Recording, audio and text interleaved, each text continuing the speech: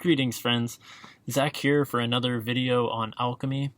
In the last video, I described the importance of supplementing stillness and silence in order to maximize the rate at which we can untangle disharmonious conditioning. In this video, I'll be describing how to supplement the stillness and silence. First of all, I think it's important to note that stillness and silence is always accessible to us. It's essentially a change in our consciousness frequency to be able to access these meditative states.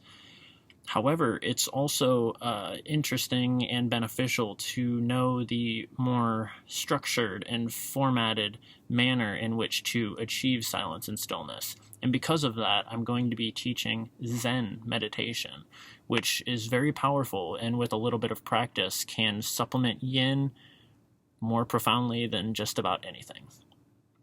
So, with Zen meditation, there's a lot of specific protocol that Buddhists recommend in order to achieve the meditative state.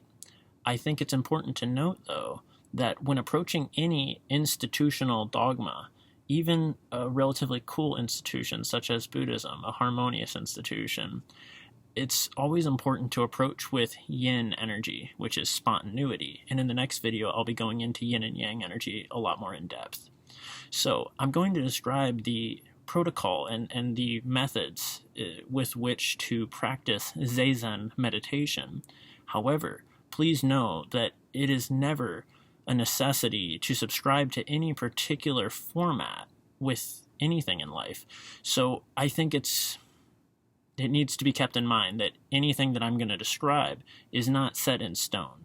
Silence and stillness and clarity can be achieved in any number of ways. Okay, so with Zazen, what the word translates to is sitting in non-thought. So a lot of people, when I talk to them about meditation, they describe that they have been frustrated in the past about their inability to achieve non-thought. People say, I'm always thinking, I just can't stop thinking. And I know how that is. You know, I think a lot too. My mind's always racing, going at a fast rate. And this is the most important aspect to really access the Zen state, is to understand that the goal is not to achieve non-thought. Rather, the goal is to observe and to be present without expectation. If you go into Zen meditation without expectation, and if you go into it and just observe the processes, you will succeed in achieving a Zen state. It doesn't matter if you experience 1,000,000 thoughts or one thought. The phrase non-thought, in my opinion, is not describing the importance of experiencing no thoughts, but rather it is describing the necessity to not engage thoughts. Think of thinking as an active, you're engaging, it's an activity. What we're doing in Zen meditation is we're ceasing activity. We're ceasing doing. There is no doing. The Zen masters are pretty quirky and interesting in the way that they describe it in some of the literature. There's some text that has a student asking a master how to not think. And the master responds, just sit. And they're like, well, how do you sit and not think? They say, well, just sit. Don't sit and think. Just sit. So it's kind of interesting and beautiful in a lot of ways. But again, I want you to know that there is no failure. If you go into it and you think, and your mind's racing, that's okay. Just observe it. When you reach a state of observation and you have no expectation about what is to occur, the Zen depth will just crawl over you in the most profound way. With some practice, you can reach a state where there is no thought, and that's when you get into the really intense stuff, kind of like out-of-body experiences and things that are referenced in the text as being very mystical and otherworldly almost. But anyways, so let me describe how to do the Zen meditation. So there is full lotus and half lotus posture. The whole function of all these postures is essentially to open your energy channels, and that's why I think the Buddhist institution is pretty fascinating and pretty harmonious in what they subscribe in their dogma, or what they suggest you subscribe to. It doesn't really seem random. I've been practicing meditation daily for about 10 years now, and the more that I've done it, the more that I really do see value in the Zen posture because of the way that it opens your energy channels up. So, okay. Full Lotus is where you have both of your feet up on top. You always start with your left foot. So if we were going to do Full Lotus, let me see if I can get a picture of it. Probably not. I'm outside in the dark. All right, well, you start with your left foot and bring that up on top, and then you would bring your right foot over on top.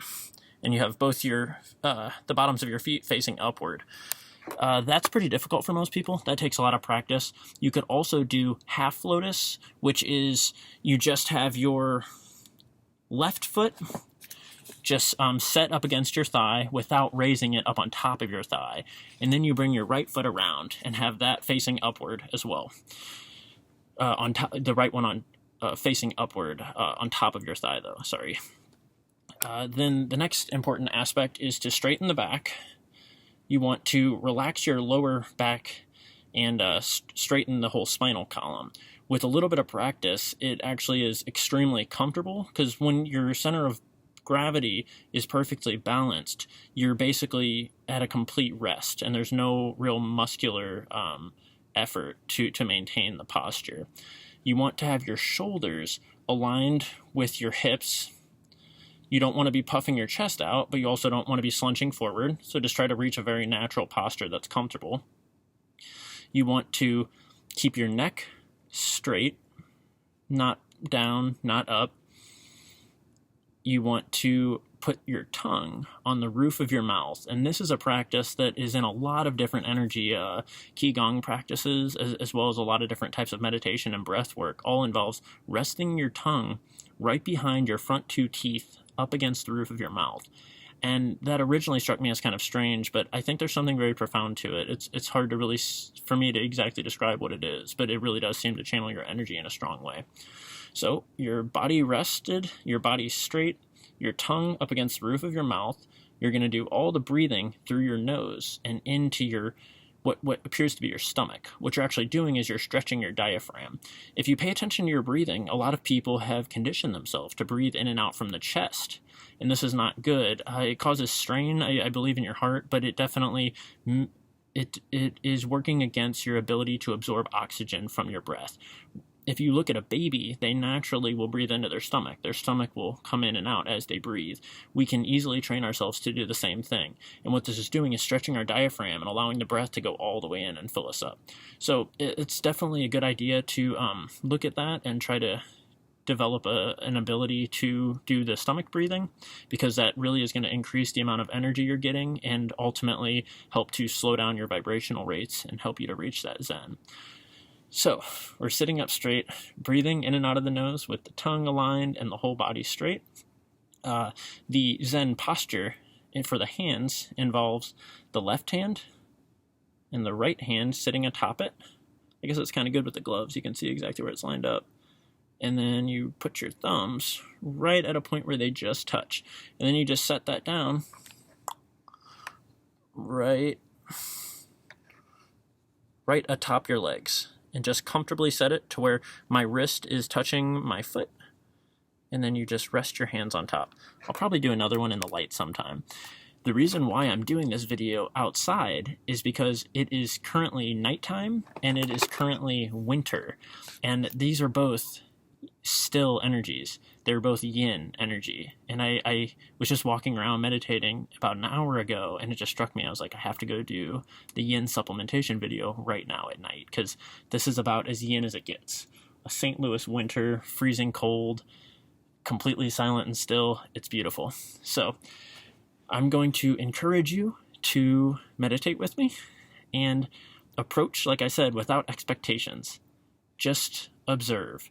A phrase that has come through my head a number of times as I've meditated in public is, there are no interruptions. There is only occurrence. And that's a mantra that for me echoes and really helps me to grasp the beauty of what Zen is. It's just observing. So I'm not going to do it too long on here, because if you're going to practice Zen, you might as well get away from the computer, but we're going to do it for a second. So I'll put the hands in the posture, sit up straight, and I'm just going to focus on my breathing.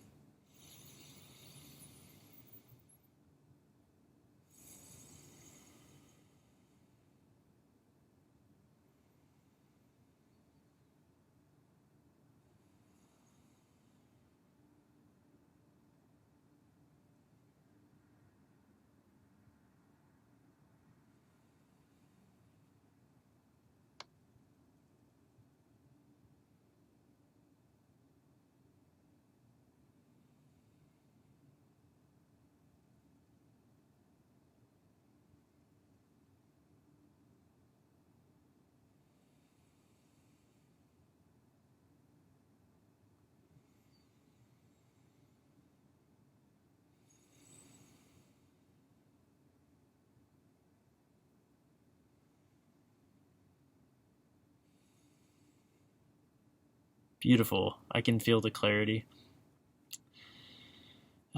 Again, I stress the importance of really just going with the flow. If this posture is not comfortable, don't do it. It's a good idea to potentially work towards developing comfortableness with it, but freedom is at your disposal. There's no dogma, there's no gurus. Everything is just universal input and our own intuition. And the more that we balance this yin and yang, the more that we can truly access our full potential. So feel the freedom, feel the beauty of silence. You may just be walking down the street and access the silence. That's what I was just doing when I was walking around. It was, I guess you would call it a walking meditation.